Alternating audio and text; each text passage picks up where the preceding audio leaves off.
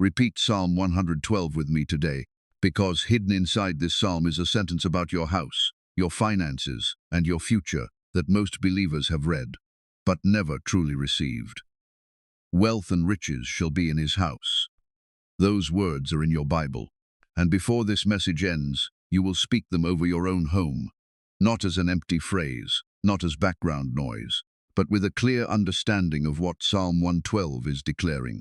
We will go verse by verse. We will confront the fear that rises when money runs low. We will pray over your work, your debts, your decisions, and every financial burden that has been stealing your peace. But do not skip ahead to the prayer, because there is one detail in the first verse that changes the meaning of everything that follows. Miss it, and Psalm 112 becomes nothing more than words you repeat. Understand it, and you will finally see why this psalm speaks of a blessed generation, wealth in the house, a heart that does not fear bad news, and hands that have enough to give. Stay until the final declaration. Every part is preparing you for it. Now answer this honestly. Why does it seem that some people move forward while you keep returning to the same financial place? They may not work harder than you. They may not sacrifice more than you. Yet doors open, opportunities appear, and their money seems to remain long enough to build something. Meanwhile, you work, pray, and try again. But the moment money enters, something is already waiting to take it. The paycheck arrives. Then come the rent, the electricity bill, the car payment, the groceries, the debt, the medicine, and the expense nobody warned you about. Before you have time to feel relief, the money is gone. Sometimes almost nothing remains. Sometimes nothing remains. Sometimes the numbers still do not add up. And you are not asking for a mansion. You want to buy what your family needs without fear at the register. You want to open your banking app without your chest tightening. You want to answer an unknown phone number without wondering whether a collector is calling. You want to reach the end of the month with something still in your account. You are not exhausted only because of the bills. You are exhausted because the same question keeps returning. Is prosperity for everyone except me? Repeated long enough, that question becomes an expectation. You begin every month expecting shortage. You pray for change while a voice inside keeps saying, "Money never stays with me. People from my family never get ahead." But Psalm 112 presents a completely different picture. It describes a person whose descendants are blessed. It says wealth and riches are in his house. It describes someone who conducts business with justice, who is not terrified by bad news, and who has enough to distribute to those in need. And here is the mystery. The psalm reveals the visible results only after revealing an invisible condition. Most people rush toward verse 3 because they want to hear about wealth in the house. But the key is hidden before that promise. It appears in verse 1, and without it, every declaration that follows can become disconnected from its foundation. In the next part, I will show you that key. Then you will discover 3 things most people overlook: why a steady heart matters before financial news arrives, why generosity reveals abundance, and how fearful words may be shaping your decisions. And later, we will break those fearful sentences one by one. You will repeat, "My heart is fixed, trusting in the Lord. Fear will not govern my decisions. Scarcity will not define my identity. My household will be guided by wisdom, integrity, and faith." But before you speak those words, you must understand what has been speaking inside you. Your current balance is a fact, but it is not your identity. Your debt must be faced, but it is not your name. Psalm 112 does not begin by pretending the pressure is imaginary. It begins by establishing where your heart must stand when pressure arrives. That is why verse 7 says this person will not be afraid of bad news. His heart is steadfast. His trust is in the Lord. Before this video ends, we will pray for the person who cannot sleep because of debt, the parent wondering how to buy groceries, and the worker whose income no longer covers the month. Then we will speak Psalm 112 verse by verse, until fear no longer has the loudest voice in the room. So take one slow breath. Bring the real situation with you. Bring the unopened bill. Bring the overdue payment. Bring the disappointment of working hard and still feeling behind. Do not hide it from God, and do not leave now. Because the line about wealth and riches is powerful, but it is not the beginning. The beginning is the secret most people pass over. And once you see what Psalm 112 places before the promise, you will understand why some people repeat this psalm for years without changing, and why today you must hear it differently. The secret appears in the very first line of Psalm 112. Blessed is the man who fears the Lord, who delights greatly in his commandments. That is where the picture begins, not with money, not with possessions, not with a sudden opportunity. It begins with a person whose heart has found its proper center. To fear the Lord does not mean living terrified that God is waiting to punish every mistake. It means honoring him above every other voice. It means allowing his wisdom to carry more authority than panic, shame, comparison, or the frightening numbers in front of you. It means that when fear says, "There will never be enough," your heart does not automatically surrender. You stop, you listen, you remember who God is before you decide what your circumstances mean. Then the verse says this person delights greatly in his commandments. Notice the word delights. This is not someone who reaches for scripture only when a payment is overdue. This is not someone who prays desperately tonight and forgets God as soon as the pressure decreases tomorrow. This person develops a consistent relationship with God's wisdom. He does not merely ask God to change the amount in his account.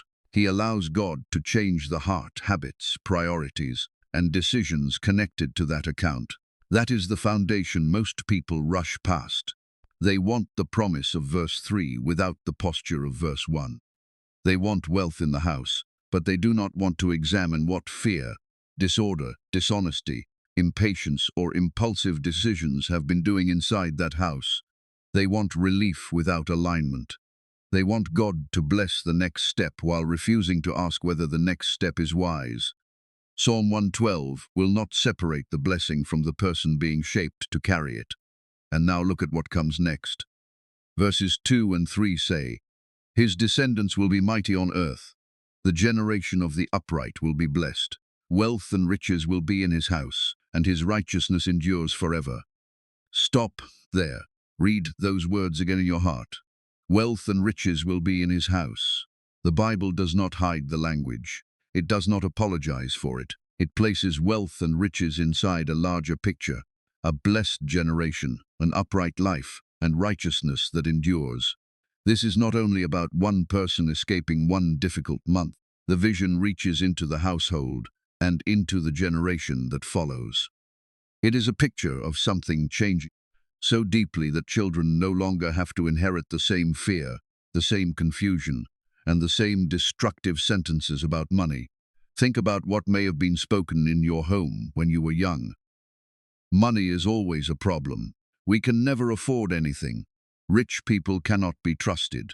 People like us will always struggle. The moment money comes, it disappears. Perhaps nobody intended to place a burden on you. They may have been describing their own pain. But when a child hears the same sentence repeatedly, that sentence can become an expectation. Years later, the child becomes an adult, yet the old voice continues speaking whenever money appears. Psalm 112 introduced another inheritance. Not an inheritance of panic, but of uprightness. Not an inheritance of chaos, but of wisdom. Not an inheritance of constant fear, but of a heart that learns to stand firm. And not merely enough for one desperate moment, but a household increasingly capable of stability, responsibility, and generosity. Your house is where financial pressure becomes personal, where the bill lies unopened, and the fear of tomorrow can steal the peace of tonight. But the same house can become a place where a different pattern begins, a place where numbers are faced honestly, a place where decisions are made prayerfully instead of impulsively, a place where children hear wisdom instead of hopelessness, a place where money is treated as a responsibility, not a master, a place where God is trusted without using faith as an excuse to avoid action. This is bigger than receiving one amount of money. It is the rebuilding of a household's relationship with provision. But Psalm 112 does not stop at the house. Verse 5 says, "A good man deals graciously and lends. He will guide his affairs with discretion." The person in this psalm has affairs to guide. He has responsibilities to manage. He makes decisions. He deals with other people. He lends graciously. He does not treat blessing as permission to become careless, selfish, or unjust. The word discretion points toward judgment, order, and wisdom. Some people ask God for increase while making every decision from urgency. Every offer looks like an answer, and every setback produces another hurried choice. Exhaustion can make a dangerous decision feel like relief. Psalm 112 describes something different, a person who guides his affairs instead of being dragged by them. Can you see the difference? He does not ignore the bill because opening it feels uncomfortable. He does not pretend the debt does not exist. He does not allow embarrassment to prevent him from asking for information. He does not call every impulse faith. He brings his affairs under wisdom. That may mean making a plan, seeking counsel, learning a skill, applying for work, negotiating a payment, or admitting that an old habit can no longer continue. And this is where the psalm becomes uncomfortable in the best possible way. It will not allow you to believe that prosperity is only about what comes toward you. It also asks what kind of person you are becoming as you wait, receive, manage, and give. Now we reach the verse that speaks directly to anyone who has ever felt their stomach tighten when the phone rang. Verse 7 says, "He will not be afraid of evil tidings. His heart is steadfast, trusting in the Lord." This may be one of the most powerful financial verses in the entire Psalm, even though it does not mention money directly. Why? Because bad news often reveals who is governing the heart. An unexpected expense appears. Working hours are reduced. The car needs repair. The rent increases. The account balance falls below what you expected. A letter arrives that you are afraid to open. The circumstance speaks, and fear immediately tries to interpret it. This is the end. You will never recover. God has forgotten you. Nothing will ever change. But the person of Psalm 112 receives bad news without allowing bad news to become the final authority. The verse does not say bad news never comes. It says his heart is steadfast when it comes. That distinction is crucial. A steadfast heart does not deny reality. It does not look at an overdue payment and pretend it has vanished. It does not refuse help because asking feels embarrassing. A steadfast heart says, "This situation is real, but fear will not make my next decision. I will face what is in front of me while trusting that God can give wisdom for the next step." That kind of heart does not run toward every promise of quick money or surrender to every voice of doom. It can wait long enough to recognize the wiser path. Now ask yourself honestly, when financial news arrives, what happens inside you first? Do you pray or panic? Do you seek wisdom or immediately assume the worst? Do you face the number or avoid it until the problem becomes larger? Do you make a careful decision or reach for the fastest possible relief? Your answer is not a reason for shame. It is a place where God wants to bring freedom. And later in this message, when you repeat, "My heart is steadfast, trusting in the Lord," you will know exactly what you are confronting. You will be speaking to the fear that wakes you at night. You will be speaking to the panic that enters when the bill arrives. You will be speaking to the old expectation that says every difficult message must become a disaster. But there is still one more part of this portrait. Verse 9 says, "He is dispersed abroad. He is given to the poor. His righteousness endures forever. His horn will be exalted with honor." The person described in Psalm 112 has enough to give. He is not blessed merely so he can stare at what he possesses. Provision moves through his life. His hands are not permanently closed by fear. He can see another person's need and respond. This does not mean you must give what you do not have. It does not mean emptying money required for food or rent in an attempt to purchase a miracle. God's favor is not for sale. Generosity is not a transaction that forces heaven to send money back. The verse shows us the destination of abundance, a life with room to bless someone else. Perhaps that is one of your deepest desires. You do not only want freedom from your own bills, You want to help your children. You want to care for an aging parent. You want to support someone in crisis without becoming a crisis yourself. You want to give without immediately wondering what you will have to sacrifice next week. Psalm 112 holds all of this together. Reverence for God, a blessed household, wisdom in personal affairs, a heart steady under bad news, and enough to live with open hands. This is the picture you will eventually speak over your life. But before we begin that declaration, we must expose what fights against it. Because a person can read these verses, believe they are beautiful, and still return to the same behavior tomorrow. A person can ask God for a steady heart and continue feeding the sentences that produce panic. A person can pray for provision while unconsciously repeating a pattern learned years ago. In the next part, we are going to identify the first two hidden barriers that keep many believers trapped even while they pray. Inconsistent faith and fear-driven decisions. One causes you to seek God only when the pressure becomes unbearable. The other causes you to sabotage clarity the moment pressure appears. And there is a sentence many people repeat about money without realizing that it has become an instruction to their own mind. We are going to uncover that sentence next. Before we continue, if this message is already speaking to a place you rarely discuss, take one quiet moment and say, Lord, show me what must change in me, not only what must change around me. And if you want to receive prayers and biblical messages like this each week, subscribe to Daily Jesus Message, turn on the notification bell and stay with me. Because understanding Psalm 12 is only the beginning. The next part will reveal why some people pray powerfully in one moment, yet return to fear as soon as another bill appears. The first hidden barrier is inconsistent faith. It appears when pressure becomes the only thing that reminds you to pray. When the account is low, you seek God with urgency. When the payment is due, you repeat every promise you can remember. When fear keeps you awake, you ask Him for direction. But the moment a little relief arrives, the urgency disappears. The prayer becomes shorter. The plan is forgotten. The old habits return. Then another emergency appears, and the cycle begins again. Desperation, prayer, temporary relief, forgetfulness, another crisis. This is why the first verse of Psalm 112 speaks of someone who delights greatly in God's commandments. Delight is not a reaction that appears only in an emergency. It is a continuing posture.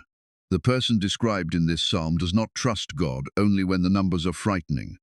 His heart remains oriented toward God when the pressure is high and when the pressure is low. Many people believe intensely on Sunday, but by Monday morning, one email can erase everything they felt. They worship and say, God will provide.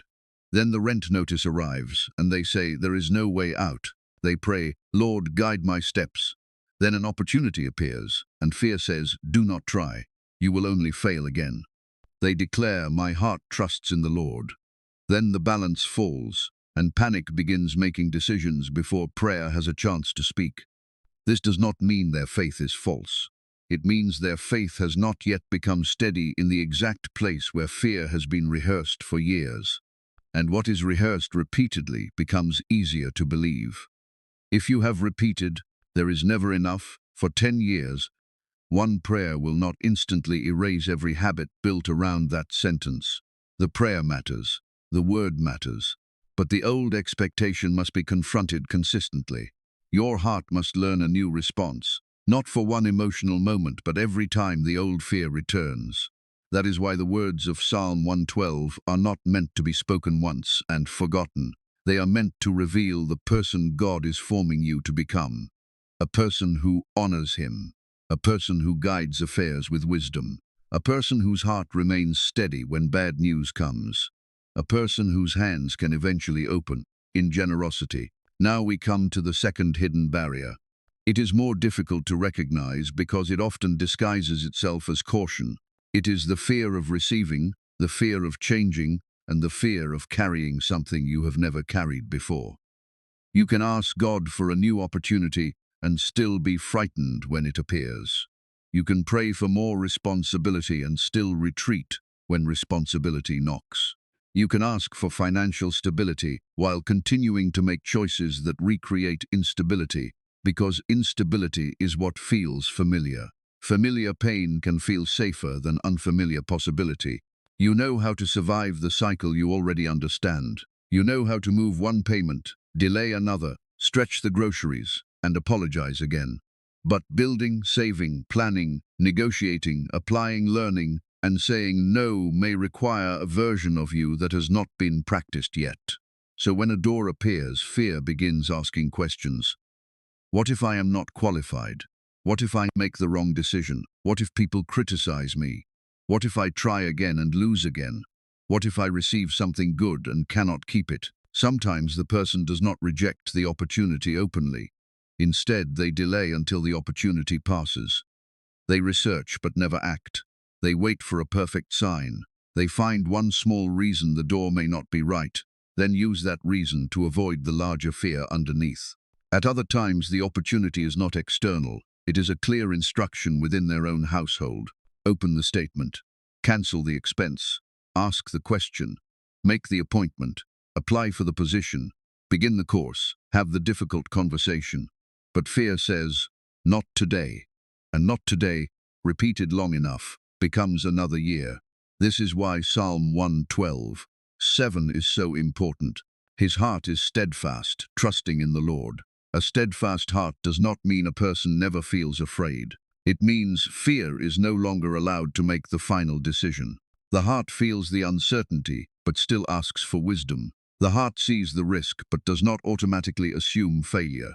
The heart receives bad news, but refuses to turn one difficult moment into a prophecy over the entire future. This is where many financial cycles begin to weaken, not when every bill has already disappeared, but when fear loses the authority to choose the next step. Consider this situation. Imagine a woman who has prayed Psalm 112 for years. She knows the words. She can recite the verses about wealth in the house and a heart that does not fear bad news. Yet every month follows the same pattern. When she receives income, she feels relief and spends without first looking at what is due. When the remaining amount becomes small, she avoids checking the account. When a letter arrives, she leaves it unopened because she is afraid of what it may say. When an opportunity for additional work appears, she tells herself she is probably not capable. Then, when the pressure becomes unbearable, she prays with all her heart. Her prayer is sincere, but sincerity alone has not exposed the pattern. One day, instead of only asking God to remove the pressure, she asks a different question. Lord, show me what fear keeps teaching me to do. That question changes what she notices. She notices that she spends quickly, because seeing money in the account makes her anxious that it will soon disappear. She notices that avoiding the letter does not protect her. It only removes the time she could have used to respond. She notices that she has rejected opportunities before gathering enough information to decide wisely. She notices that whenever something goes wrong, she repeats the sentence she heard throughout childhood. This is what always happens to people like us. Nothing miraculous appears in her account that afternoon, but something important begins to move. She opens the letter, she writes down the numbers, she asks for help understanding the options. She applies for the work she had almost rejected. She pauses before spending and asks whether the decision is coming from wisdom or from fear.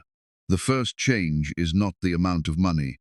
The first change is that fear is no longer operating unseen.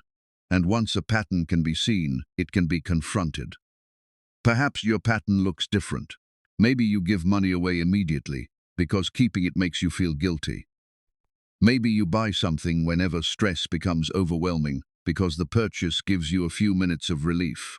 Maybe you refuse to discuss money because every conversation reminds you of an old argument. Maybe you assume that planning is pointless because something unexpected always happens. Maybe your sentence is not, there is never enough. Maybe it is, I am simply bad with money. Listen to what that sentence does. It does not describe one mistake. It turns a mistake into an identity.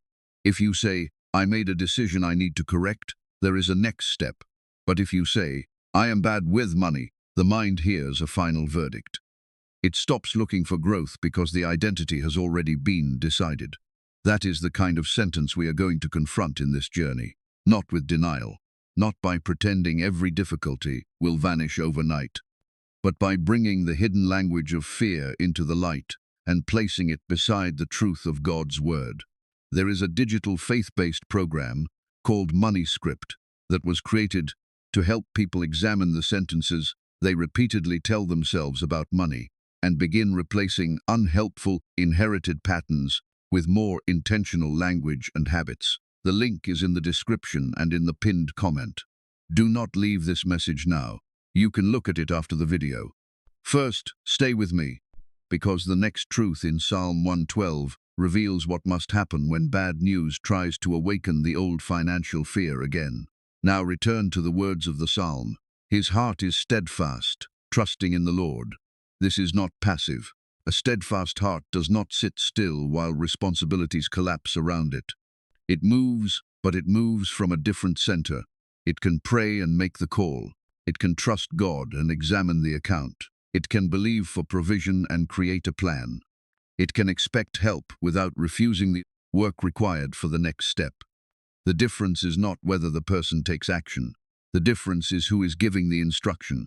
Fear says, hide the problem so nobody knows. Wisdom says, bring the problem into the light before it grows. Fear says, this opportunity will end like every disappointment before it. Wisdom says, gather the facts, pray, seek counsel. Do not reject the door simply because you are afraid to walk through it. Fear says, one bad message means your entire future is ruined. Psalm 112 says, his heart is established, he will not be afraid. Which voice has been giving instructions inside your financial life? Do not answer quickly. Think about the last unexpected expense. Think about the last opportunity you delayed. Think about the last time money entered your hands. What sentence appeared first? That sentence may reveal more than the number itself. And this is where the repetition we will do later becomes powerful. When you declare, my heart is steadfast, trusting in the Lord, you are not saying that no difficult message will ever arrive. You are declaring that the message will not determine who governs your heart. When you say, in my house there will be wisdom and provision, you are placing your household under a new expectation, one where fear is confronted, and every decision is brought before God. These declarations must become an agreement between faith and action. In the next part, we are going deeper into Psalm 112:7, the verse that breaks the authority of bad news over the heart. We will confront the moment the phone rings, the bill arrives, or the balance drops, and we will identify the difference between acknowledging reality and surrendering to fear. Then I will ask you to write one sentence in the comments, not as a casual comment, but as a public decision about which voice will govern your house. Prepare your heart, because we are getting closer to the declaration. The prayer is coming. But first, the fear must be named. The fear must be named, because what remains unnamed often continues to operate in the dark. Psalm 112:7 says, he will not be afraid of evil tidings. His heart is steadfast, trusting in the Lord. Read that verse slowly. It does not say that bad news will never arrive. It does not say every month will be predictable. It does not say the person will never face a bill, a delay, a loss, or a difficult decision. It says the news will arrive, but fear will not be allowed to own the heart that receives it. That is a different kind of financial freedom. For some people, financial fear begins before anything has happened. An unfamiliar number appears, and before answering, the mind has already created a disaster. For others, fear begins when an envelope arrives. You recognize the name printed in the corner. You place the envelope on the table. You tell yourself you will open it later. Hours become days. The letter remains closed, but the fear continues growing because imagination is often more frightening than the information inside.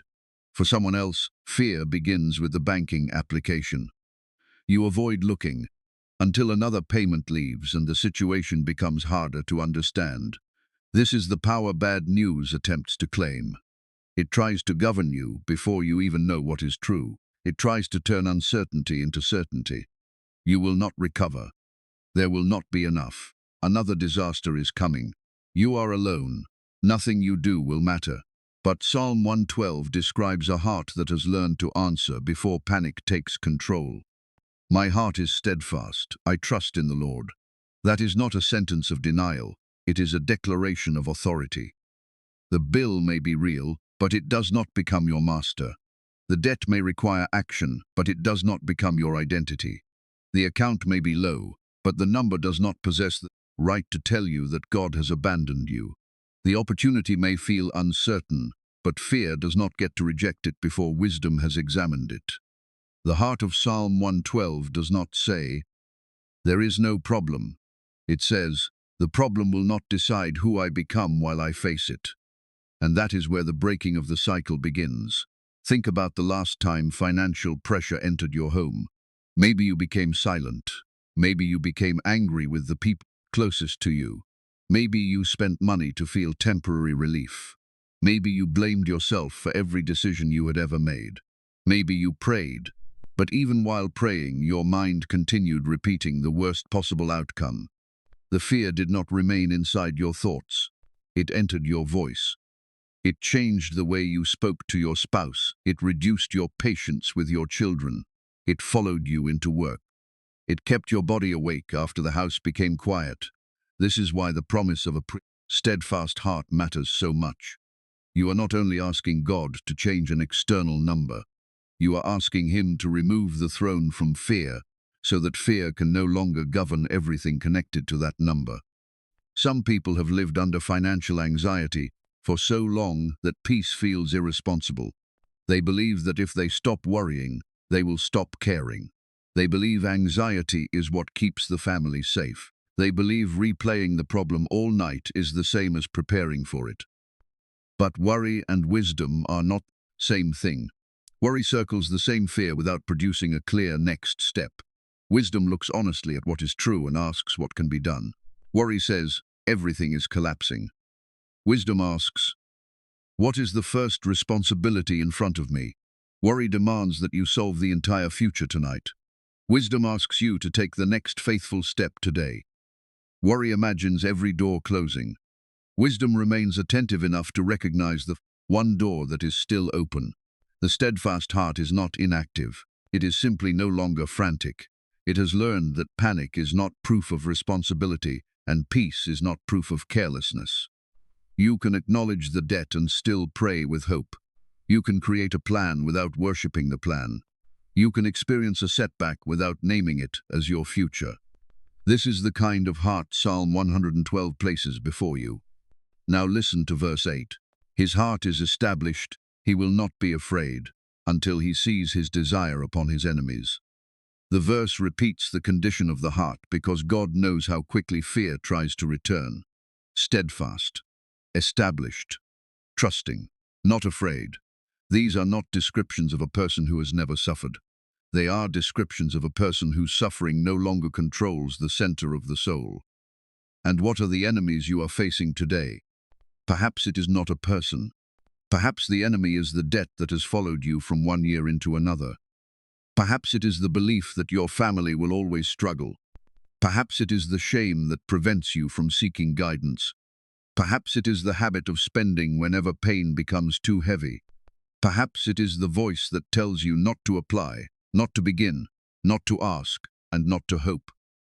Perhaps it is the fear that even if God opens a door, you will somehow lose what comes through it. Psalm 112 does not tell you to pretend those enemies are powerless. It shows you the position from which you must face them, not beneath them, not running from them, not allowing them to speak the final sentence. You face them with a heart established in God. This is the moment I want you to make the message personal. Do not think about somebody else who needs to hear it. Do not think about the person whose financial decisions frustrate you. Bring the verse into your own house. What news are you afraid to receive? What number are you afraid to see? What conversation are you afraid to have? What responsibility have you delayed because beginning feels overwhelming? What opportunity have you already rejected in your mind because disappointment feels more familiar than possibility. Name it quietly before God. You do not need to tell everyone the details, but you must stop pretending the fear has no name. Say, Lord, this is the place where my heart has been trembling. Then place Psalm 112:7 beside it. My heart is steadfast, trusting in the Lord. Do not rush through those words. My heart is steadfast. Not because every answer has already arrived, not because every debt has already been resolved, not because the account already shows everything I need. My heart is steadfast because my trust is not limited to what I can see in this moment. This is the declaration fear does not want you to understand. Fear wants you to wait for perfect circumstances before you receive peace. God can establish your heart while the circumstances are still being faced. Fear says, when the money arrives, then you can breathe. Faith says, I will breathe, pray, and act with wisdom while I wait. Fear says, when every problem disappears, then you can trust. Faith says, I will trust God in the middle of the problem and ask Him to guide my next step. Fear says, your peace depends on the number. Psalm 112 says the heart is established because it trusts in the Lord. That does not make the number irrelevant. It puts the number in its proper place. Money is a resource. It is not your God. It is not your identity. It is not the final measurement of your worth. It must be earned, received, managed, protected, and sometimes given, but it must not be allowed to rule the heart. And when money is removed from the throne, you can finally see it more clearly. You can correct a mistake without calling yourself a failure. You can receive help without believing you are weak. You can begin again without denying the past. This is why the change in the heart comes before the change in the house. The house described in Psalm 112 is not built by fear. It is built by a person who delights in God, guides affairs with wisdom, remains steady under bad news, and understands that abundance has a purpose beyond personal comfort. Now, imagine what happens when this steadiness enters an entire household. A husband and wife can discuss the numbers without attacking each other. A parent can explain a financial limit without placing hopelessness inside a child. A difficult bill can become a problem to address, not a weapon that destroys the peace of the home. A mistake can become a lesson instead of a permanent label. A small beginning can be protected long enough to grow. This is how a different generation begins, not with one dramatic sentence alone, but with a new pattern repeated faithfully. Prayer, truth, wisdom, action, consistency. And then, when fear tries to return, the heart remembers where it stands. This is why I want you to write one sentence in the comments. My heart is steadfast. I trust in the Lord. Write it exactly as a personal declaration. Not because typing a sentence forces God to send money. Not because a comment purchases a blessing. Write it because fear has spoken publicly through your decisions for long enough. Let this be the moment you place your agreement somewhere else. My heart is steadfast. I trust in the Lord. When you write it, remember what it means. It means I will not allow one bill to prophesy over my entire future. It means I will not call myself abandoned because an answer has not yet appeared. It means I will face what must be faced without surrendering my mind to panic. It means I will seek wisdom before making the next decision. It means I will remain open to the opportunity if once made me reject. It means I will trust God while taking responsibility for what is in my hands. And now we are approaching the moment you have been waiting for. Soon you will repeat Psalm 112 over your life verse by verse. You will speak over your heart, your descendants, your household, your work, and your response to bad news. But before we enter that prayer, one more truth must be established. The person of Psalm 112 does not only remain calm, he conducts his affairs with justice. His steadiness changes the way he works, chooses, receives, and responds. In the next part, we will connect the steadfast heart to the decisions that shape a financial life. You will see why wisdom must stand between the arrival of pressure and your reaction to it, and why one decision made in panic can continue speaking long after the fearful moment has passed. Stay with me. The declaration is close, but first, we must prepare the heart that will speak it. One decision made in panic can continue speaking long after the fearful moment has passed. That is why Psalm 112 does not describe only what the blessed person believes. It also describes how that person conducts the practical affairs of life. Verse 5 says, "Good will come to those who are generous and lend freely, who conduct their affairs with justice." Look carefully at the final words, "who conduct their affairs with justice." The person of Psalm 112 has affairs to conduct. There are decisions to make. There are responsibilities to carry. There is work to perform. There are people to treat honestly. There are resources to manage. There are moments when wisdom must say yes, and other moments when wisdom must say no. The psalm does not present prosperity as a life without responsibility. It presents responsibility being carried by a heart that is aligned with God. This is where prayer must enter the decisions most people consider too ordinary to be spiritual. The purchase, the contract, the loan, the job application, the business agreement, the conversation about money inside the home, the choice to save something instead of spending everything, the decision to ask for help before a small problem becomes a crisis. These moments may not feel dramatic, but they often determine what the next month and the next year will look like. Many people wait for one enormous breakthrough while overlooking the small decisions through which stability is built. What if change begins with the wisdom to protect the next small amount, recognize a draining expense, or apply for work you almost rejected? Do not despise that beginning. A financial life is rarely destroyed by only one dramatic moment. Often it is weakened by a series of small decisions that were never examined. In the same way, restoration is often built through small acts of wisdom repeated consistently. One honest conversation, one expense corrected, one application submitted, one payment arranged, 1 hour spent learning, one impulsive decision delayed, one promise kept, one day in which fear did not choose the next step. This is how the steadfast heart begins to influence the visible house. But there is a reason panic produces such costly decisions. Panic wants immediate escape. When discomfort becomes unbearable, almost anything that promises relief can look wise. A loan with harmful terms can look like rescue. A purchase can feel like comfort. An opportunity that is too good to be true can feel like an answer to prayer. Avoiding a conversation can feel like peace. Ignoring the account can feel like protection. But temporary relief and lasting wisdom are not the same thing. Psalm 112 describes a person who can pause long enough to conduct affairs with justice. That pause matters. It creates space between pressure and reaction. It allows truth to enter before fear completes the decision. Perhaps you need that pause today. Before signing, pause. Before borrowing, pause. Before spending because you are hurt, pause. Before rejecting an opportunity because you feel unqualified, pause.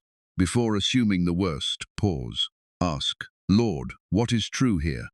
What responsibility belongs to me? What decision protects my household rather than merely comforting my fear? Is this choice consistent with integrity? Am I moving because you are guiding me, or because panic is pushing me? These questions do not weaken faith. They give faith a place to enter your actions. Some people have been taught that asking practical questions means they are not trusting God. But Scripture repeatedly joins trust with wisdom, diligence, honesty, and stewardship. Trust does not require blindness. Faith does not require disorder. Prayer does not remove the need for responsibility, and responsibility does not remove the need for prayer. The person of Psalm 112 carries both. He trusts God and he guides his affairs. He remains steady and he acts. He receives and he becomes generous. He is blessed and his righteousness endures. Now consider the word justice. Financial pressure can tempt a person to compromise what they once believed was important.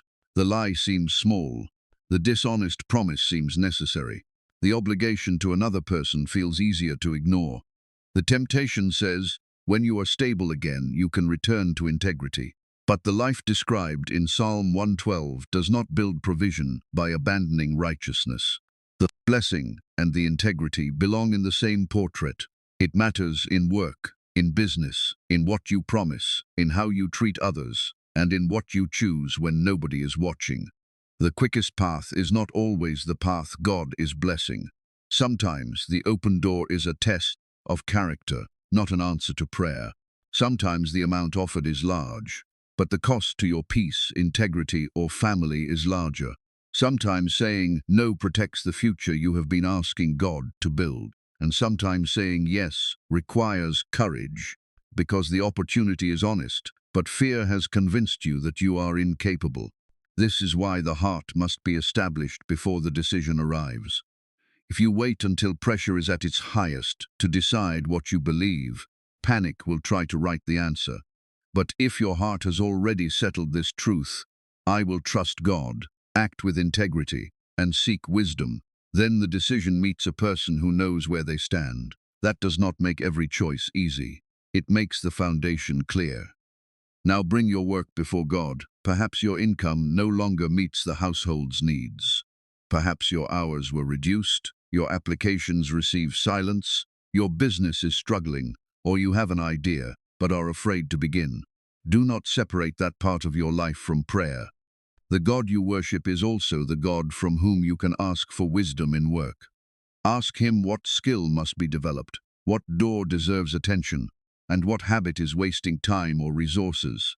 Ask for courage to begin again, and protection from opportunities that look profitable but would destroy what matters most.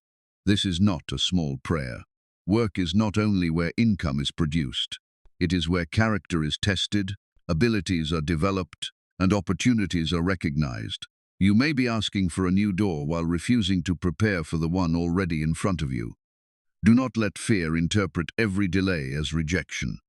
Some delays are protection. Some delays are preparation. Some delays reveal what must be strengthened before greater responsibility arrives. But do not use that truth as an excuse to remain passive. There is a difference between waiting on God and hiding from the next step. Waiting on God keeps the heart attentive. Hiding keeps the heart unavailable. Waiting says, I will not force what you have not opened, but I will prepare faithfully. Hiding says, I will do nothing because doing something might expose my fear. Which one describes your present season? Perhaps you have called it waiting, but God has already shown you one action. Make the call, complete the application, update the resume, ask for the meeting, study the information, tell the truth, create the plan. Begin with what is already in your hand. The next step may not solve everything, but it can break agreement with paralysis. Remember, Psalm 112 does not describe a person who never encounters darkness. Verse 4 says, even in darkness light dawns for the upright, for those who are gracious and compassionate and righteous, even in darkness. That means darkness can be present, while light is beginning to rise. You may not yet see the complete answer. You may see only enough light for one step, but one step taken in light is better than 10 decisions made in panic. Do not demand that God reveal the entire road before you obey the next instruction. The person of faith often walks with enough light for today. Today's light may be a conversation, an idea, a boundary, the courage to ask for help, or the recognition that something must stop. And here is what fear does not want you to realize. Clarity is a form of provision. Wisdom is a form of provision. Discipline is a form of provision. The right relationship is a form of provision. An honest opportunity is a form of provision. The strength to say no is a form of provision. The courage to begin is a form of provision.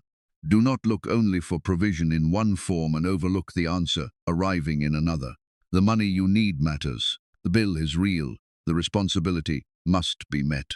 But while you ask God for material provision, remain open to the wisdom, correction, opportunity, and endurance through which He may guide you. This brings us back to the declaration you will soon make. The light of God rises in my darkness. When you speak that sentence, you are not denying the darkness. You are refusing to believe darkness is the only thing present. You are declaring that confusion will not last forever. You are declaring that wisdom can appear where panic once ruled. You are declaring that the path you cannot yet see can become visible one step at a time. You are declaring that your work, decisions, and household can be brought under the light of God. And when you declare, I conduct my affairs with justice. You are not claiming perfection. You are choosing an alignment. You are saying, I will not build my answer on dishonesty. I will not allow desperation to remove my values. I will correct what I know is wrong. I will ask for wisdom before reacting. I will become trustworthy with what is already in my hands. I will not despise the small beginning. These are the foundations beneath the words. Wealth and riches are in his house. The house is not only receiving, the house is being prepared. The heart is becoming steady. The affairs are being brought into order. The work is being placed before God. The decisions are being separated from panic.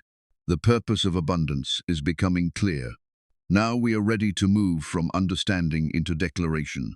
In the next part, I will ask you to stop whatever else you are doing if you can safely do so. Take a slow breath. Open your hands. Quiet the voice that has been predicted defeat. We will begin with the first verse and move through Psalm 112 as a prayer over your own life. You will declare over your relationship with God. You will declare over your descendants. You will declare over your house. You will declare over your work and your decisions. You will declare over the bad news you are afraid to receive. And you will declare that fear will no longer have the final word. Do not rush into the next part distracted. Prepare your heart now. Think of the one financial burden that has been speaking the loudest. Place it before God and say quietly, Lord, I am ready to hear your word more loudly than I hear my fear. The declaration begins next. If you can do so safely, become still for a moment. Let your hands rest open. Take one slow breath. You have heard what Psalm 112 describes. Now it is time to place these words over your own life. Not as a performance, not as a formula, but as a prayer of faith, surrender, and agreement with the wisdom of God. Do not rush. Let every sentence reach the place where fear has been speaking. If a financial burden is already in your mind, do not push it away. Bring it before God. Bring the overdue payment. Bring the account balance.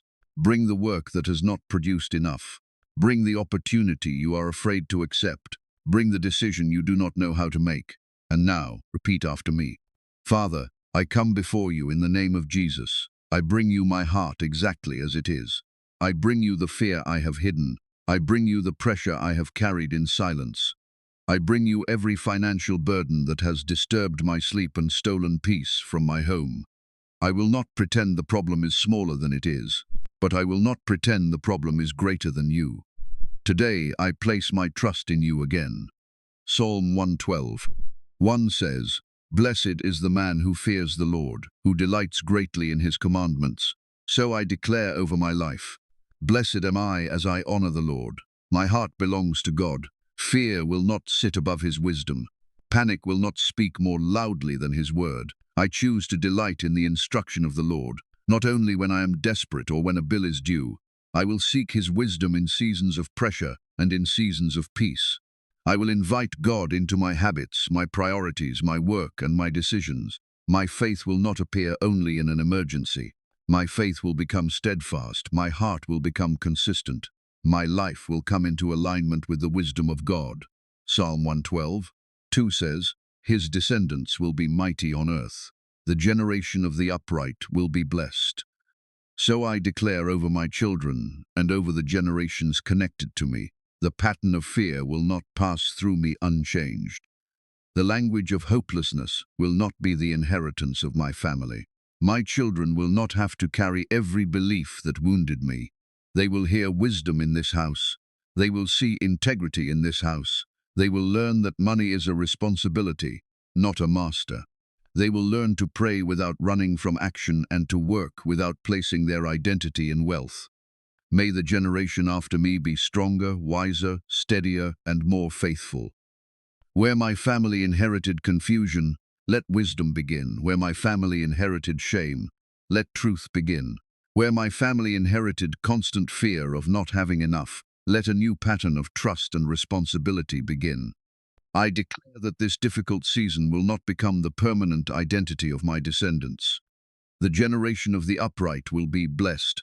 Psalm 112:3 says, Wealth and riches will be in his house, and his righteousness endures forever. So I place my house before you, Lord. I declare that my house will not be governed by financial fear. My house will not be filled with secret shame. My house will not be destroyed by arguments that begin with money and end with wounded hearts. Let wisdom enter this house. Let order enter this house. Let honest conversation enter this house. Let provision enter this house according to your will. Let meaningful work enter this house. Let discipline protect what you place in our hands. Let peace remain even while responsibilities are being faced. I declare that there will be room in this house for generosity. There will be room to care for those entrusted to us, prepare wisely, build and give. Teach me to receive without fear. Teach me to manage without carelessness. Teach me to build without pride. Teach me to give without manipulation. May every resource in this house serve a righteous purpose. Money will not become my God. Money will not become my identity. Money will become a resource placed beneath the wisdom and authority of God. Psalm 1:12. Says, "Even in darkness light dawns for the upright, for those who are gracious and compassionate and righteous." So I declare over every dark financial place, the light of God is rising in my darkness. Where I have been confused, clarity is beginning. Where I have been paralyzed, the next faithful step is becoming visible.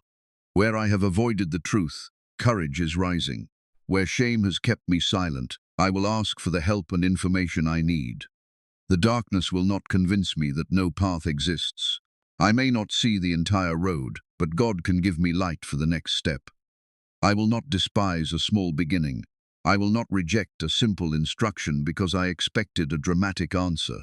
I will recognize wisdom, clarity, honest opportunity, and the courage to begin as forms of provision. Light is rising in the place where fear told me nothing would ever change. Psalm 1:12. Says, "Good will come to those who are generous and lend freely, who conduct their affairs with justice." So I declare over my work, my business, and every financial decision. I will conduct my affairs with wisdom and justice. I will not allow panic to complete my decisions. I will pause before acting from fear. I will seek truth before accepting the worst conclusion. I will not build my answer on dishonesty. I will not compromise my integrity for temporary relief. I will correct what I know is wrong. I will communicate honestly when I need help. I will face the numbers I once avoided, open what must be opened, and make the call that must be made. I will apply for the opportunity that fear told me I could never receive. I will learn what I do not yet know. I will prepare for the door I have asked God to open. Lord, place wisdom over my work. Show me the skill that must be developed, the habit that must change, and the opportunity that deserves attention. Protect me from offers that promise fast relief but carry hidden destruction. Protect me from agreements that would cost my integrity, my peace, or my family. Give me courage to say no when no is wise. Give me courage to say yes when fear is the only thing holding me back. Bless the work of my hands with usefulness, honesty, excellence, and purpose. Psalm 1:12. Says, "Surely the righteous will never be shaken. They will be remembered forever. So I declare, this pressure will not destroy the foundation God is building in me. I may feel uncertainty and delay, but neither will become a declaration of abandonment. I will not call this season permanent. I will not name myself after my struggle. I am not my debt. I am not my lowest balance. I am not my greatest financial mistake. I am a child of God learning to walk in wisdom, integrity, and trust. What must be corrected will be corrected. What must be learned will be learned. What must be released will be released. What must be rebuilt will be rebuilt, one faithful step at a time." Now we come to Psalm 112:7. He will not be afraid of evil tidings. His heart is steadfast, trusting in the Lord. Repeat this slowly. I will not be ruled by bad news. My heart is steadfast. I trust in the Lord. When the bill arrives, fear will not make the next decision. When the phone rings, panic will not write the story before I know the truth. When the account is lower than I hoped, shame will not tell me who I am. When an unexpected expense appears, I will breathe, pray, look honestly, and seek the next wise step. When working hours are reduced, I will not assume every door has closed. When one opportunity ends, I will remain attentive to the direction of God. When an answer is delayed, I will not call myself forgotten. My heart is steadfast. My heart is established. My trust is in the Lord. I break my agreement with the sentence, "Something always goes wrong for me." I break my agreement with the sentence, "Money can never remain in my hands." I break my agreement with the sentence, "People from my family will always struggle." I break my agreement with the sentence, "I am simply bad with money and can never change." Those sentences will no longer operate as instructions to my mind. I replace panic with prayer. I replace avoidance with honest action. I replace shame with responsibility. I replace hopelessness with the next faithful step. I replace fear-driven reaction with trust-guided wisdom. My heart is steadfast, trusting in the Lord. Psalm 112:8 says, "His heart is established. He will not be afraid." So I speak to the fear of receiving. I will not reject every opportunity before I understand it. I will not delay until a good door closes. I will not call fear discernment simply because fear feels familiar. I will gather the facts. I will pray. I will seek wise counsel. And I will act when the next faithful step becomes clear. If God places more responsibility in my hands, teach me to carry it faithfully. If provision increases, teach me not to recreate the chaos I asked you to deliver me from. If an opportunity comes, give me the courage to enter without making the opportunity my God. If the answer arrives differently than I expected, give me the humility to recognize it. My heart will not retreat simply because the future is unfamiliar. My heart is established in God. Psalm 112:9 says, "He has dispersed abroad, he has given to the poor, his righteousness endures forever." So I declare the purpose of provision over my life. I do not desire abundance only to impress others. I desire enough to fulfill my responsibilities. I desire enough to care for my household. I desire enough to prepare wisely for the future. I desire enough to become generous without creating another crisis. Make my hands trustworthy, Lord. Do not let fear close them permanently. Do not let pride control what passes through them. Teach me when to keep, when to invest, when to wait, and when to give. Let generosity flow from love and wisdom, not pressure or manipulation. May what you place in my hands become a blessing beyond me. Now, Father, I place every debt before you. You know every amount. You know every due date. You know every decision that created it and every circumstance that made it heavier. Remove the shame that keeps me from facing it. Give me wisdom to understand my options. Give me discipline to follow a responsible plan. Give me favor in the conversations that must take place. Give me endurance when progress feels slow. Open honest doors of work and provision. Protect me from desperate choices that would make the burden greater. And let every payment made become evidence that the burden does not have the final word. I place every unpaid bill, employment concern, household need, and financial decision before you. I place the future I cannot control before you. I will do what is mine to do. I will seek wisdom. I will act with integrity. I will remain attentive, and I will trust you with what is beyond my control. Say it once more. My heart is steadfast. I trust in the Lord. The light of God rises in my darkness. My household will be guided by wisdom. My work will be conducted with integrity. Fear will not govern my decisions. My present struggle will not define my future generations. And whatever provision God places in my hands will be carried with responsibility, gratitude, and purpose. Father, seal these words in the heart of every person praying with me. Let peace enter the place where panic has lived. Let clarity enter the place where confusion has ruled. Let courage rise in the person who has delayed the next step. Let wisdom protect the person standing before a difficult decision. Let hope return to the household that has lived under pressure for too long. We place our trust in you. In the name of Jesus, amen. Remain still for one more moment. The prayer has ended, but the message is not finished, because the final verse reveals what provision is meant to produce, and what you do after this prayer will determine whether these words remain a moment of emotion or begin becoming a new pattern. The prayer has ended, but this is where the real test begins. It is possible to feel strong while the words are being spoken.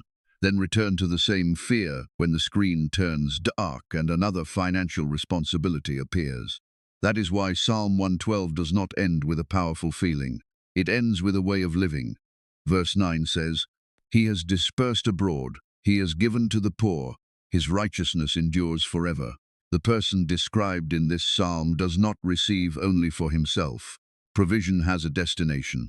It enters the household, brings responsibilities under order, creates stability, and eventually makes room for generosity. This is important because fear and greed can ask for the same thing while desiring completely different outcomes. Fear says, "I need more so I never have to feel vulnerable again." Greed says, "I need more so other people will finally see my importance." Faith says, "Lord, provide what is needed, teach me to manage it faithfully, and make my life capable of becoming a blessing." The difference is purpose. Psalm 112 does not praise wealth detached from righteousness. It describes wealth in the house while righteousness endures.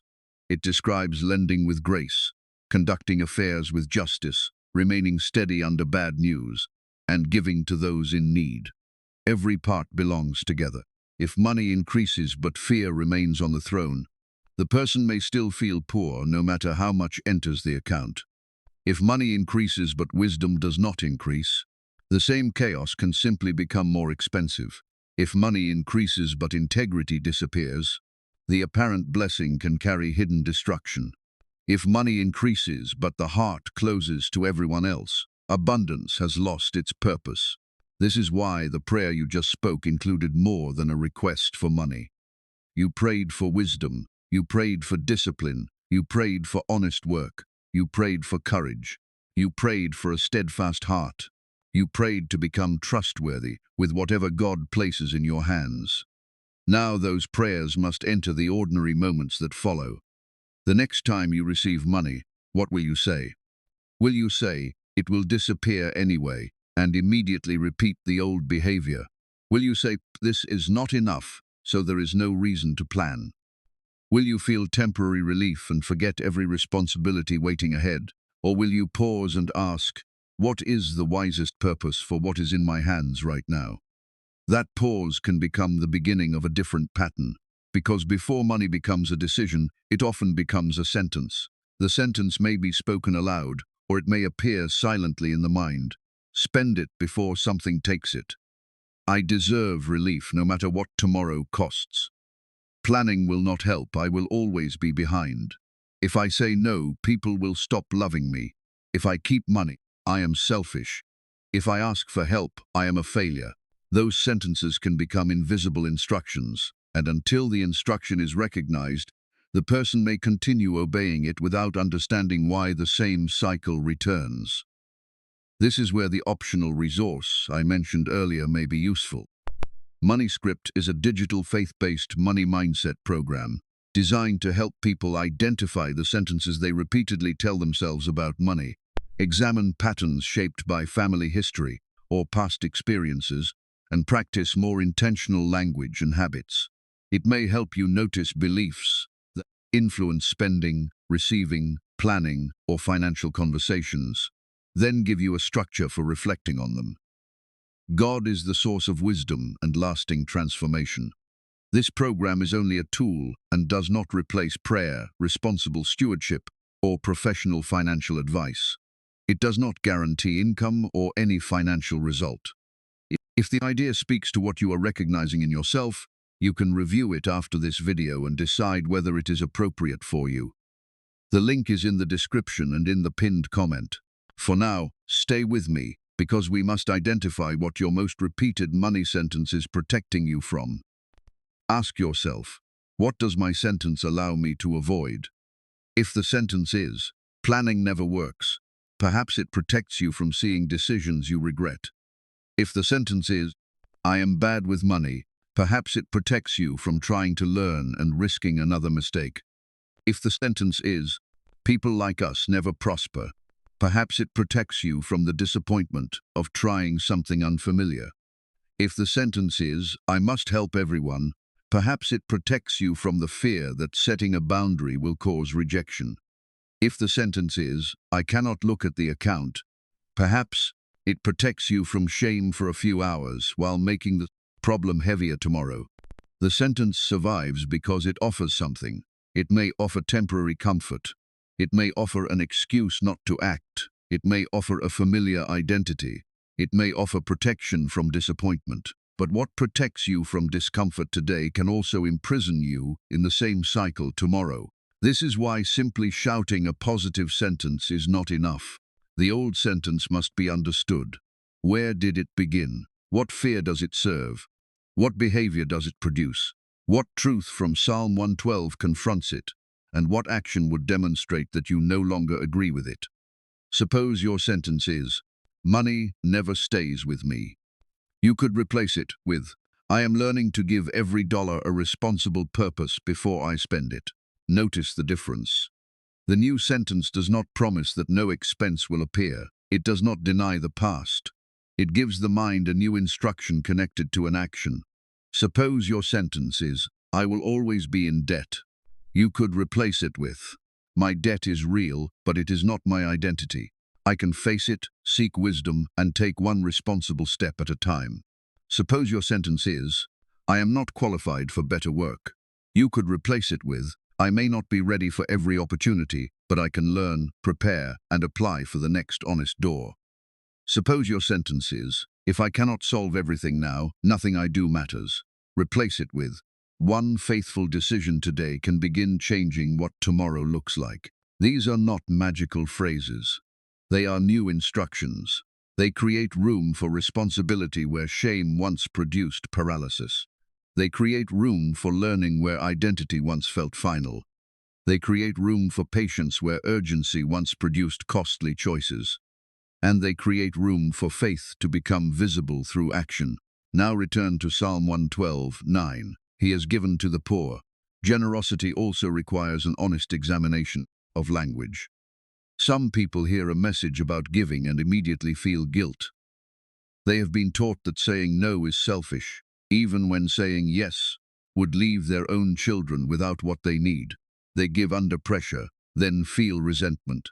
They help another person avoid responsibility while quietly destroying their own stability. That is not the picture of wise generosity. The person in Psalm 112 conducts affairs with justice and gives. Wisdom and generosity remain together. You are not required to create an emergency in your own house to prove that your heart is generous. Giving is not limited to money.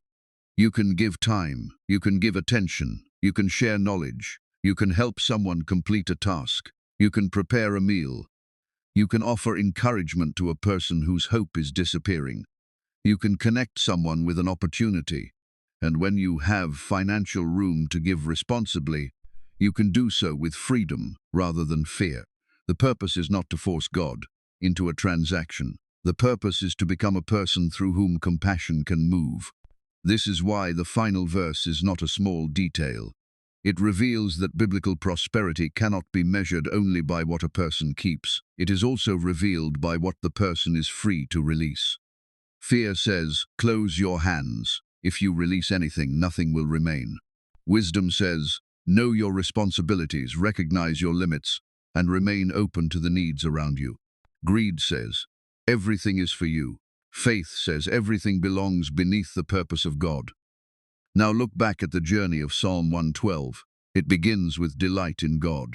It moves into the next generation. It enters the house. It touches work and financial affairs. It establishes the heart before bad news. And it ends with open hands. That is the complete portrait. But what if you prayed sincerely and still wake up tomorrow to the same? Account balance. What if the debt remains? What if the employer does not call? What if the door does not open as quickly as you hoped? This is where many people become discouraged. They assume that because the visible result did not arrive immediately, the prayer accomplished nothing. But do not measure the first movement only by money. The first movement may be peace returning to your mind. It may be the courage to open the letter. It may be the strength to decline another harmful loan. It may be the clarity to see that an old habit must end. It may be the humility to ask for help. It may be the discipline to protect a small beginning. It may be the willingness to apply again after disappointment. Those changes do not replace material provision, but they may prepare you to recognize, receive, and manage the provision you are asking for. In the next part, we are going to confront the question many believers are afraid to say aloud, "What if I have prayed for years and nothing has changed?" We will not answer that question with blame. We will not tell you that every delay proves a lack of faith.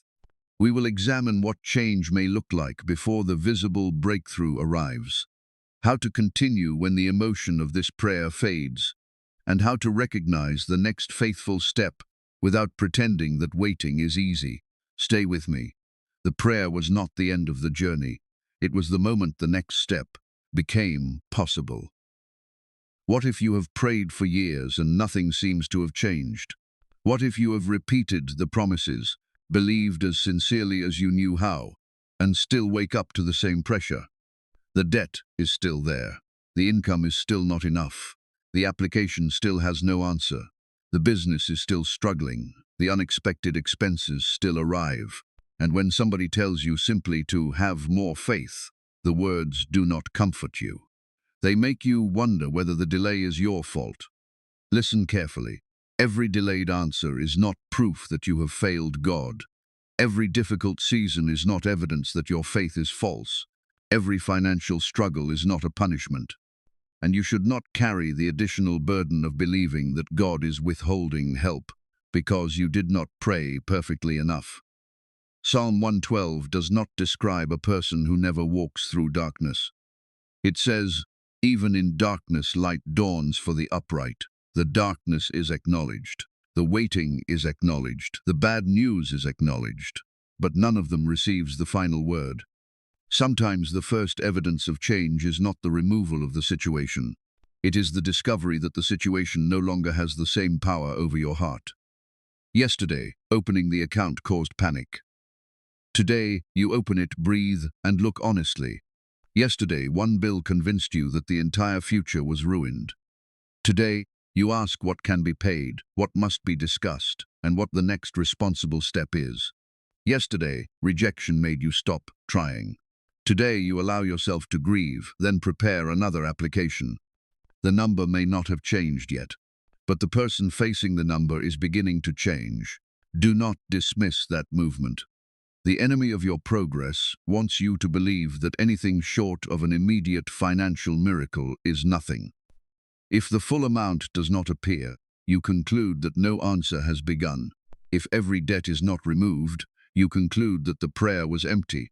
If the door does not open in the form you expected, you assume there is no door. But what if the answer begins as instruction? What if it begins as a conversation you finally have? What if it begins as a boundary you finally establish? What if it begins as the ability to see an opportunity that panic once hid from you? What if it begins as the humility to admit that a habit must change? What if it begins as peace strong enough to keep you from making the next desperate decision? These things are not substitutes for material provision. A person who needs food cannot eat an idea. A rent payment cannot be satisfied by a feeling. Real needs require real resources. But wisdom, courage, discipline, relationships, and opportunity may become part of the path through which those resources are found, received, and protected. Do not overlook the path because you expected only the destination. There is another reason waiting becomes painful: comparison. You see someone else announce a new job, a growing business, a paid debt, or an unexpected opportunity. You are happy for them, or you want to be, but their testimony touches the place where your own prayer still feels unanswered. You ask, why did their answer come first? Why did their door open while mine remained closed? What do they have that I do not? Comparison turns another person's blessing into evidence against your own future. But you do not know the complete story behind what you are seeing. You do not know the preparation that came before the announcement. You do not know the responsibilities attached to the opportunity. You do not know the losses, corrections, or years of hidden work. And most importantly, their timing cannot become the measurement of God's presence in your life. Your responsibility is not to reproduce another person's path. Your responsibility is to remain attentive to the next faithful step on your own path. Psalm 112 does not say the blessed person spends life watching the houses of others. It brings the blessing into his own heart, his own affairs, his own house, and his own hands. Return to your house. Return to what is in your hands. Return to the decision in front of you.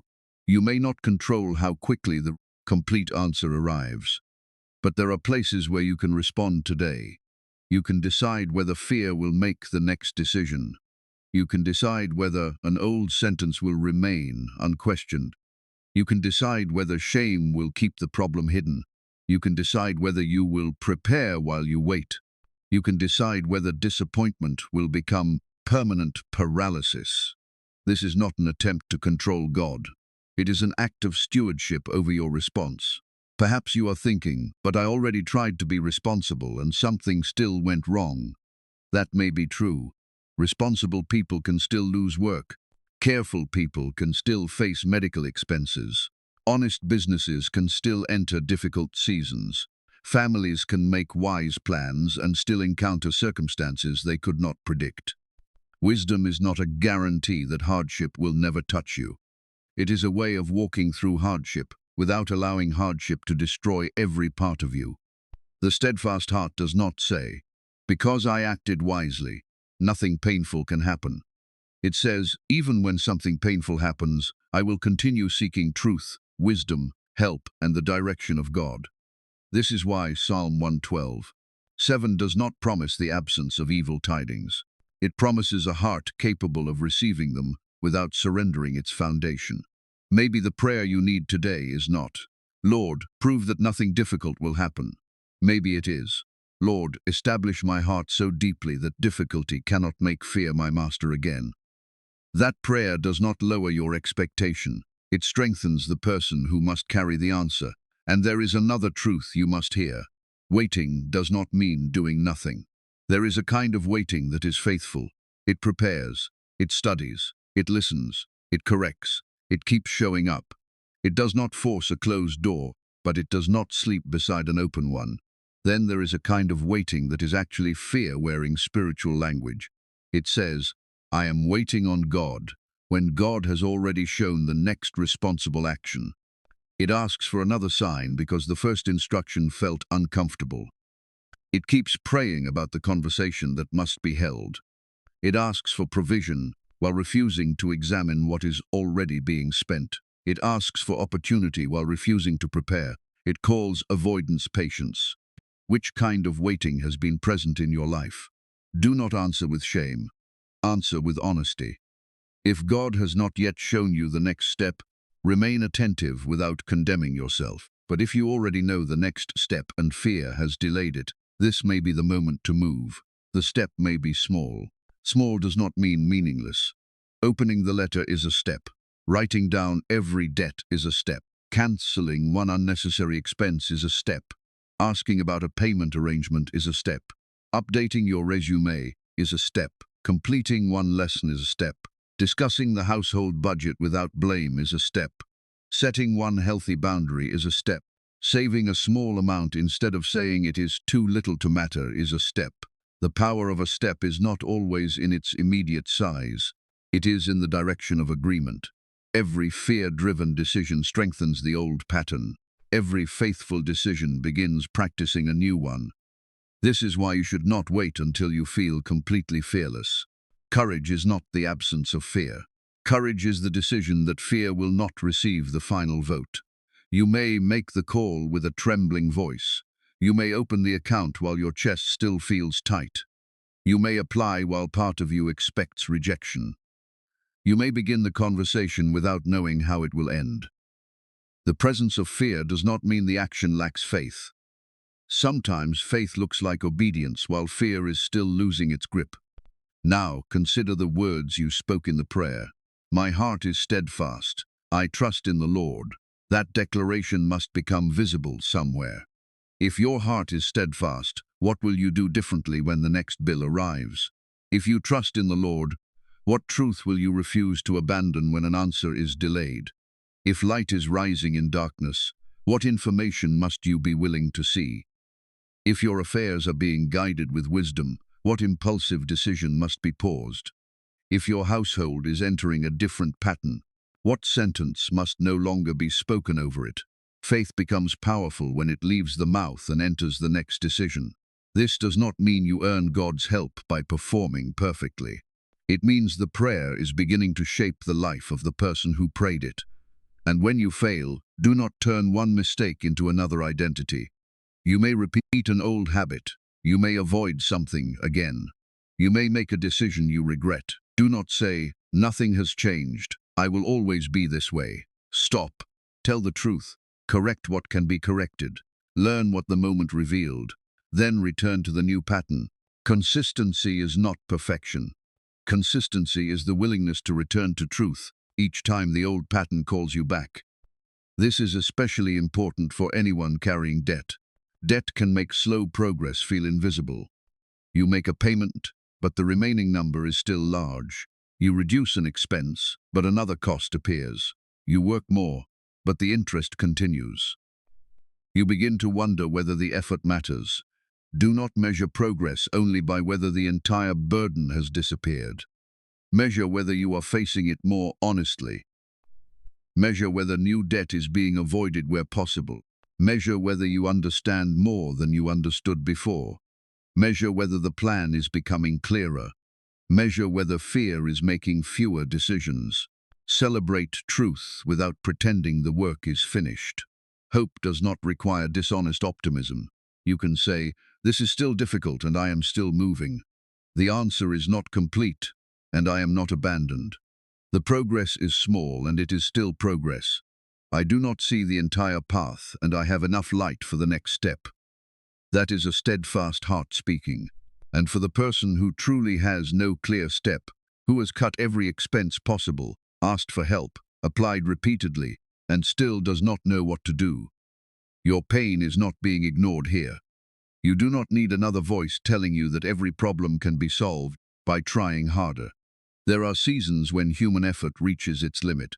In that place, ask God for provision, but also allow trustworthy people to know the truth. Isolation makes burdens heavier. A church, community organization, qualified counselor, creditor assistance service, employment resource, or responsible person in your life may help you identify options you cannot see alone. Seeking appropriate help is not failure. It may be one expression of the wisdom you have been praying to receive. Psalm 112 describes a connected life, one that lends, gives, conducts affairs with others, and becomes part of a larger community. You were never meant to carry every crisis in silence. Now we are approaching the practical turning point of this message. In the next part, you will complete a simple assignment. You will identify the exact sentence that appears when financial fear is triggered. You will trace where that sentence came from. You will place it beside the truth of Psalm 112. Then you will choose one action within the next 24 hours that demonstrates which voice you now agree with. This assignment will not erase every bill overnight. It will do something fear has been trying to prevent. It will connect your prayer to a visible decision. Do not leave before completing it. The sentence you identify may explain why the same cycle has survived for so long, and the next faithful action may be the first evidence that the cycle no longer owns you. Now it is time to connect the prayer to a visible decision. Do not wait until tomorrow to decide whether this message mattered. Take a piece of paper, open the notes application on your phone, or simply listen carefully and return to these steps when the video ends. We begin with stewardship. Stewardship means facing what is already in your hands with honesty, responsibility, and purpose. It does not begin when you become wealthy. It begins with what is present now. The amount may feel small. The debt may feel large. The situation may be complicated. But clarity begins when the numbers are brought into the light. Within the next 24 hours, write down 4 things. What money is coming in? What payments must be made? What debt is currently outstanding? What expense or decision requires immediate attention? Do not estimate if you can find the real number. Do not avoid an account because you are ashamed of it. Do not leave out a debt. because writing it down makes it feel more real. The debt is already real. Writing it down does not create it. Writing it down removes some of the darkness surrounding it. Psalm 112 says the blessed person guides affairs with discretion. You cannot guide what you refuse to see. This list is not a judgment against you. It is a map of where you are beginning. After writing the numbers, circle one responsibility you can address within 24 hours. Not every responsibility. 1. Open the letter. Make the call. Ask about the payment. Cancel the expense. Submit the application. Have the conversation. Move a small amount into savings. Complete one lesson that strengthens your ability to work. Choose an action that is specific enough to complete. I will fix my finances is too vague. Tomorrow at 10 o'clock, I will call and ask about the available payment options as an action. When you complete it, you are not claiming that one call solves everything. You are proving that fear no longer has unquestioned authority over the next step. Now we come to giving. Psalm 112 ends with open hands, but wise giving must never be confused with financial self-destruction. You do not need to give away money required for food, medicine, housing, or the care of your family to prove that you trust God. You do not need to purchase a blessing. You do not need to impress anyone with an amount you cannot responsibly release. God sees the heart, and generosity has more than one form. This week, identify one way you can give without creating another crisis. Encourage someone who is losing hope. Share useful information. Help a person complete a task. Prepare food for someone in need if you have the ability. Offer time, attention, prayer, or a practical skill. Connect someone with an honest opportunity. If you have financial room to give responsibly, choose an amount with wisdom and freedom, not guilt, fear, or pressure. The purpose of this action is not to force money to return to you. The purpose is to remind your heart that scarcity will not turn you into someone who cannot see another person's need. Stewardship protects the household. Generosity keeps the heart open. Psalm 112 holds both together. Now begin the 7-day assignment. For the next 7 days, follow these 5 steps. Step 1. Identify the sentence. Each morning, write the first fearful sentence that comes to mind when you think about money. Do not improve it. Do not make it sound spiritual. Write it exactly as it appears. There will never be enough. I always ruin everything. I cannot say no. I will never escape this debt. No opportunity will choose me. If I look at the account, I will not be able to handle what I see. Step 2. Trace the sentence. Ask where you first learned it. Did someone in your family repeat it? Did it grow from a painful loss? Did one financial mistake become a permanent identity? Did rejection teach you to expect rejection everywhere? You are not tracing the sentence to blame another person. You are discovering why it feels so familiar. Step 3. Identify what the sentence produces. Does it make you avoid? Does it make you spend? Does it make you delay? Does it make you give from guilt? Does it make you reject opportunities? Does it make you hide information from the people who share responsibility with you? Write one behavior the sentence encourages. Step 4. Place the sentence beside Psalm 112. If the old sentence says, "Bad news will destroy me," place it beside, "My heart is steadfast, trusting in the Lord." If it says, "Nothing can change in my family," place it beside, "The generation of the upright will be blessed." If it says, "There is no path through this darkness," place it beside, "Even in darkness light dawns for the upright." If it says, "I cannot make wise decisions," place it beside the picture of the person who conducts affairs with justice. Then write a new sentence that is truthful, faithful, and connected to action. Not, "Money will magically appear today." Write, "I can face what is true, ask God for wisdom, and complete one responsible action today." Step 5. Prove the new agreement through one action. Every day for 7 days, complete one small action that agrees with the new sentence. If the new sentence says you can face the truth, open the account. If it says you can prepare for opportunity, complete the application. If it says you can protect provision, pause an unnecessary purchase. If it says you can seek wisdom, ask a trustworthy person or qualified resource for guidance. If it says your heart is steadfast, refuse to let one difficult message make the next decision. At the end of each day, write, "Today fear said. Psalm 112 reminded me. My faithful action was. Do this for 7 days. The goal is not perfection. The goal is to make the hidden pattern visible, place it beside truth, and practice a different response until faith begins entering the ordinary decisions of your life. If this assignment has shown you how deeply repeated money sentences can influence your choices, Money Script is an optional resource you may want to examine. It is a digital faith-based money mindset program focused on identifying the language people repeatedly use about money, recognizing unhelpful patterns shaped by family history or past experience, and developing more intentional language and habits. It connects naturally with the exercise you have just received, because both begin by bringing the hidden sentence into the light before choosing a different response.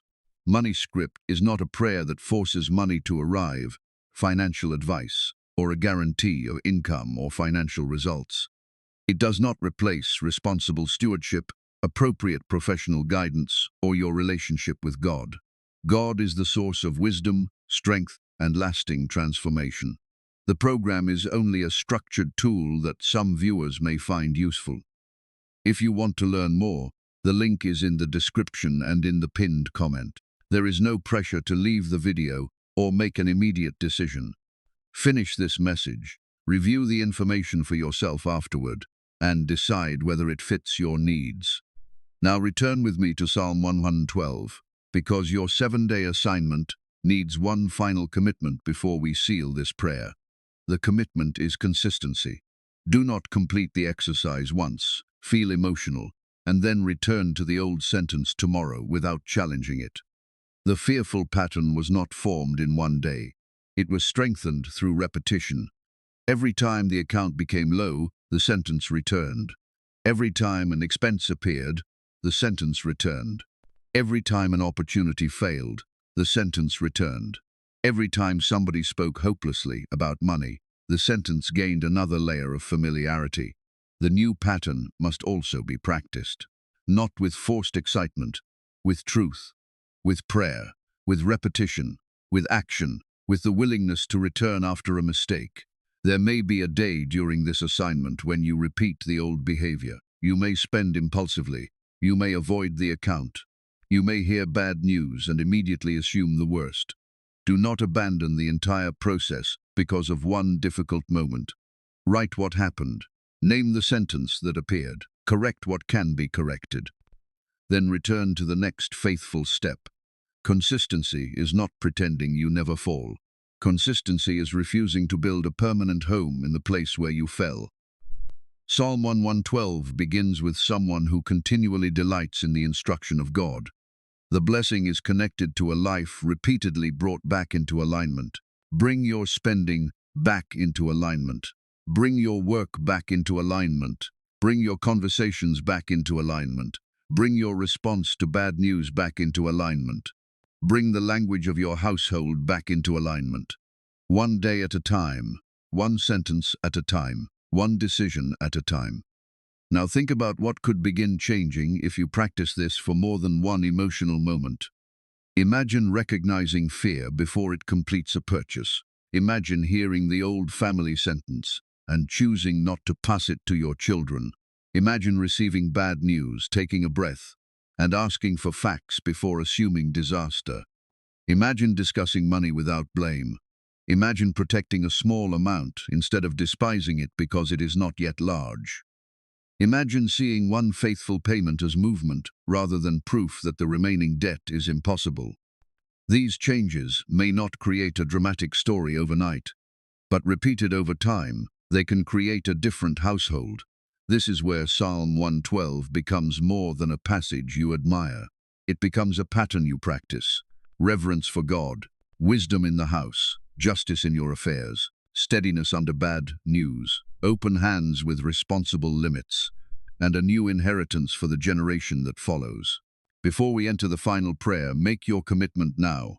Say, for the next 7 days I will notice the sentence, confront it with truth, and take one faithful action. Say it again. I will not wait for fear to disappear before I act with wisdom. And finally, my heart is steadfast. I trust in the Lord. Part of you may still be afraid. Bring that part with you into the final prayer. Part of you may still doubt whether anything can change. Bring that doubt honestly before God. Part of you may feel tired because you have begun again many times. Bring the tiredness too. You do not need to manufacture a perfect emotion. You need only to arrive honestly and remain willing to take the next faithful step. In the final part, we will seal the declarations of Psalm 112 over your heart, your household, your work, and the 7 days ahead. We will pray for the person facing debt, unemployment, an impossible bill, or a decision that cannot be delayed. Then you will leave this message with one sentence to remember whenever financial fear tries to return: do not leave now. The final prayer is where everything we have spoken will be gathered into one commitment before God. Now we seal everything that has been spoken. Bring the one burden that has followed you throughout this message before God again. Bring the debt. Bring the unpaid bill. Bring the work you need. Bring the decision you have delayed. Bring the fear that says nothing will change. And bring the commitment you have just made for the next 7 days. Father, in the name of Jesus, I lift up every person praying with me now. You know the exact weight they are carrying. You know the amount written on every bill. You know the payment that is overdue, the account that is low, the application that has received no answer, and the household trying to remain peaceful under pressure. Nothing is hidden from you, so we place it all into your hands. Establish our hearts as Psalm 112 declares. When bad news arrives, do not let panic become our master. When an answer is delayed, do not let disappointment become our identity. When we do not see the entire road, give us enough light for the next faithful step. Let wisdom rise where confusion has ruled. Let courage rise where avoidance has ruled. Let honest action rise where shame has kept us silent. Let discipline protect what you place in our hands. Let integrity guide our work, our agreements, and every decision made under pressure. Father, provide honest opportunities for those who need work. Open appropriate doors for the person who has prepared but has not yet been seen. Give strength to the person whose work is exhausting but whose income is still insufficient. Give new ideas, useful skills, trustworthy relationships, and clear direction to those who do not know where to turn next. Protect them from false promises and desperate decisions that would deepen the burden. Lead them toward help that is responsible, honest, and wise. For the person carrying debt, remove the shame that prevents action. Give them courage to face every number. Give them patience to follow a responsible plan. Give them favor in necessary conversations and endurance when progress feels slow. Let one faithful payment become the beginning of movement. Let one corrected habit become protection for the future. Let one honest conversation restore unity inside the home. For the parent wondering how to provide food, medicine, housing, or care for a child, make a way through people, work, community, opportunity, and provision according to your mercy. Do not let them carry the fear alone. Surround them with trustworthy help. Give them humility to receive support and wisdom to recognize the form in which the answer arrives. We declare Psalm 112 over our households. Our hearts will be steadfast, trusting in the Lord. Fear will not govern our decisions. Hopelessness will not become the language of our children. We will conduct our affairs with wisdom and justice. We will not build our answer on dishonesty. We will not despise a small beginning. We will remain open to light even while walking through darkness. And whatever you place in our hands will be carried with responsibility, gratitude, and purpose. Seal the 7-day commitment we have made. When the old sentence returns, remind us to name it. When fear repeats the past, remind us of your word. When the next action feels uncomfortable, give us courage to complete it. When we make a mistake, teach us to correct it instead of turning it into a permanent identity. Day by day, replace panic with prayer, avoidance with truth, paralysis with faithful action, and inherited hopelessness with a new pattern of wisdom. May the generation after us receive something different, because we chose to confront what had remained hidden.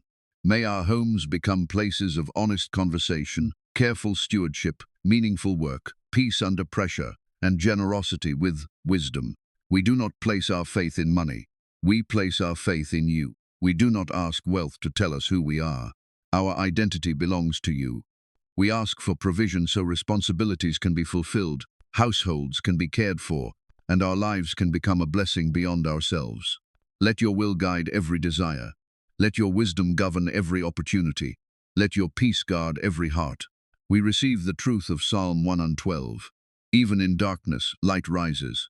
Our hearts are established. We will not be ruled by bad news. We trust in the Lord. In the name of Jesus, amen. If you prayed this message with me, write this final declaration in the comments. My heart is steadfast. My house will be guided by God's wisdom. Like this video so this prayer can reach another person who is lying awake because of financial fear. Subscribe to Daily Jesus Message and turn on the notification bell for more prayers and biblical encouragement. And share this message with someone who needs hope and a faithful next step today. If you want to explore money script after the video, you will find the optional resource in the description and in the pinned comment. Review it for yourself and decide whether it is appropriate for you. Now, before you leave, remember this. The number in your account may change from one day to another. The bill may arrive unexpectedly. The answer may take a form you did not predict. But whenever fear returns, you now have a place to stand. My heart is steadfast, trusting in the Lord. Carry that sentence into the next 24 hours. Carry it when you open the account. Carry it when you make the call. Carry it when you complete the application. Carry it when you say no to the decision that would bring temporary relief and greater pain. Carry it when progress looks too small to celebrate. Carry it when another person's blessing tempts you to doubt your own journey. Your task is not to solve the entire future tonight. Your task is to remain faithful to the light you have for the next step. Tomorrow morning, begin the 7-day assignment. Write the sentence fear repeats. Trace where it came from. Identify what it has been teaching you to do. Place it beside Psalm 112. Then complete one action that agrees with truth instead of fear. Do not wait for perfect confidence. Do not wait for every question to disappear. Begin with honesty. Begin with prayer. Begin with what is already in your hands. And when the old pattern returns, do not condemn yourself. Return again to wisdom. Return again to responsibility. Return again to the steadfast heart. The prayer you spoke today is not permission to avoid reality. It is strength to face reality without allowing reality to replace God. The declaration is not an escape from action. It is a commitment to let faith enter action. The promise is not that you will never hear bad news. It is that bad news does not have to become the ruler of your heart. May peace enter your home tonight. May wisdom meet you in every decision. May honest work find open doors. May courage rise when fear tells you to hide. May provision come in the form God knows you truly need. May your hands become trustworthy with what they receive and generous within responsible limits. May your children hear a new language in your house. May they hear faith without denial. May they hear hope joined with wisdom. May they see someone who faced difficulty without allowing difficulty to write the final identity of the family. And 7 days from now, may you be able to look back and identify at least one place where fear did not make the decision it would have made before. That one place matters. That one decision is evidence of movement. That one new response can become the beginning of a different pattern. Say it one final time. My heart is steadfast. I trust in the Lord.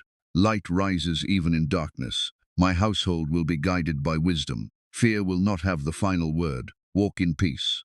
Take the next faithful step, and may God bless you, strengthen you, and guide your house. In Jesus' name, amen.